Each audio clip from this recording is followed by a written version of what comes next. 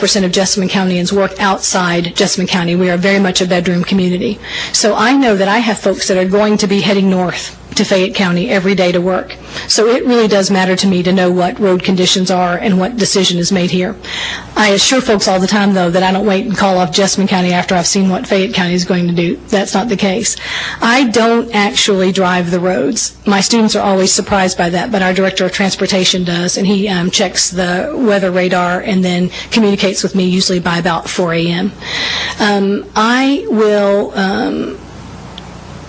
tell you unequivocally that I will always err on the side of caution, and that does not mean that I think a learning day is cheap or that I think a learning day in any way can be squandered. But because we do make up our days in Kentucky, I think it's critically important. I would find it very difficult to live with myself making a decision that was other than on the side of caution. Having said that, the most days, we missed 9 full days and a half day in Jessamine this past year, and that was pretty brutal winter for us. We were able to make up all those days and extended 12 days by 30 minutes in order to get 1,062 instructional hours in. I think that my real hope in the 21st century, in maybe even just a few short years, is that we will begin to learn how to do school without being in school. And that on those days when we have to make a tough call about weather, that we have real, authentic, virtual learning opportunities for kids, even kids of poverty, perhaps who don't have access to the internet in the home, but real ways for students to access learning in a digital, virtual way, and that we will be able to keep learning happening for kids with the structure that we need in kind of 21st century next generation learning environments. When I think about the more rural and mountainous areas of eastern Kentucky, we've got to figure out a way to do that, and it's 2011. I think that we've got to take that challenge very seriously. You mentioned some things about your experience in Jessamine County that you want to bring here. What are some things that you'll have to learn here new that you're not dealing with in Jessamine County? For me, it's been all about scale. Every number I've seen has been multiplied by 5. Fayette has 5 times as many students as I do, 5 times as many schools, 5 times as many teachers, 5 times as many miles traveled, etc. Everything is on scale times 5 for me. What I hope that means is that it is something that's manageable, and then I can begin getting my mind around 55 schools, 37,000 students.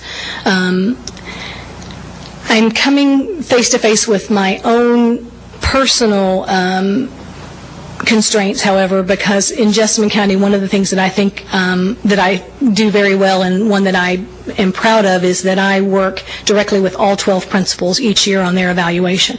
I'm very hands-on with principals in the evaluation. I know what's happening in their schools.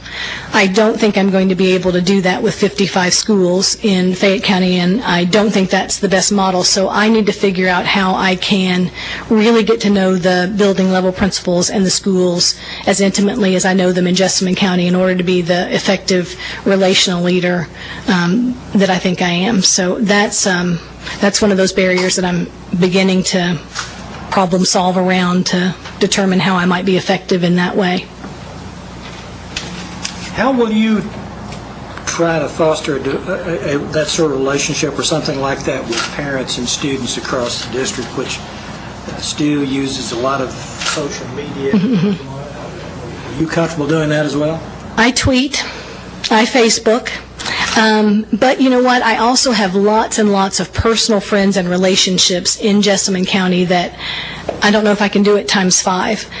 I told the parent group this and want to make sure that I live this out, but I'm the kind of person that if I'm in the produce section and you have a question, just stop and ask. You can't imagine how many times I've told folks at the grocery store that we're not having school the next day because they know I know and they ask.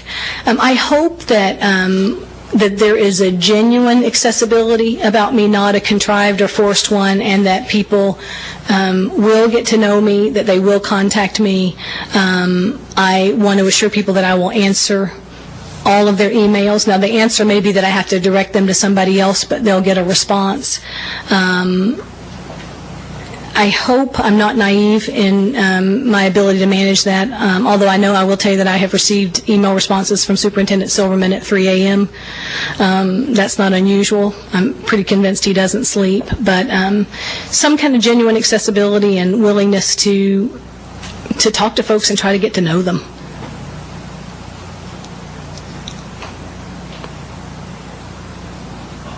As we move to Senate Bill 1, it has been said, I think, that we can expect, in some sense, test scores to go down because we're going to be aiming for a higher bar. Do you expect that? Can we avoid that? Or is that something we're just going to go with the territory?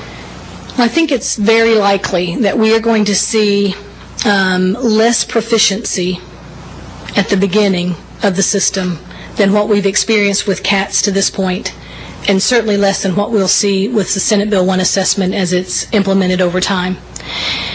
And without becoming too technical, one of the main issues that we're going to have to grapple with is that the standards, performance level standards to determine what is in fact proficient performance can't happen until the students have already taken the test the first time around. So that's the vast unknown for us. Tests in some ways are very organic in nature, and until they respond to real kids and real responses and answers on test booklets, you don't know how they're going to score. Even large-scale testing vendors would attest to that. So we don't know in a spectrum, we don't even know, frankly, if the scale is going to be 0 to 100, but let's say it is, since most folks can get their mind around that. And let's say the determination is made, and this is completely arbitrary because it hasn't been made, but let's say that the proficiency cutoff is going to be 75. Pick a number.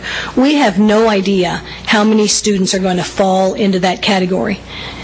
By the same token, when we think about how we categorize schools, I predict that there will be a vast band of needs improvement and not a lot of schools that jump over that proficiency mark in the early years of the assessment because we haven't tooled the system in order to be responsive that way.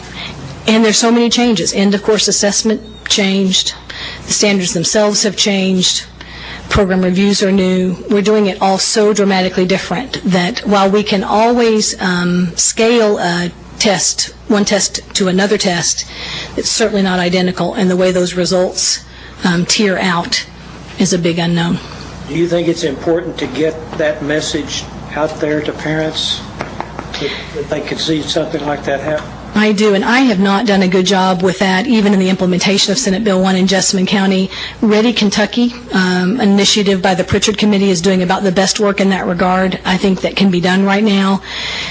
We have got to get on the front end of our own message and get the word out to folks about what we expect. Otherwise, we're going to fall victim to a lot of ineffective, frankly inaccurate comparisons from the old system to the new. Even things like the way the graduation rate is figured. Dramatically different. The numbers as a result are apples to oranges in the comparison. So I think there's a lot of work to be done in terms of messaging. But you have to also kind of sense with how much does the public really want to know. When it comes right down to my child, you want a whole lot of information. But some of this stuff begins to be kind of white noise if we go overboard. So try to be as responsive to parent questions about it as we possibly can and to put a plan in place. It's critically important that we help educators understand what the likelihood of the results might be. The Department of Ed did a nice job by putting out simulated data based on the old tests under the new system. Simulated, though, being the key word. Why leave home? Why leave the one place you've spent your entire career? For any other position, I probably wouldn't even be looking at it. And sometimes I have that little kind of scared moment that thinks, why are you doing this? But having talked to my family, just really feeling intrigued by the possibility has been extremely attractive to me. And I'm hoping that if I were to be selected, that it's just really the right move, and then it'll be a very expansive opportunity for me, and then I will in fact have something to contribute on behalf of the children and families of Fayette County Schools. So there's a scared little girl inside sometimes, though, that thinks, what were you thinking?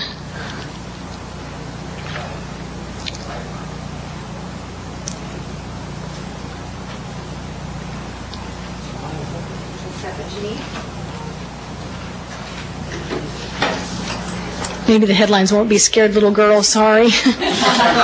They teach you not to say stuff like that in media training. Oh, probably not. If anybody wants to get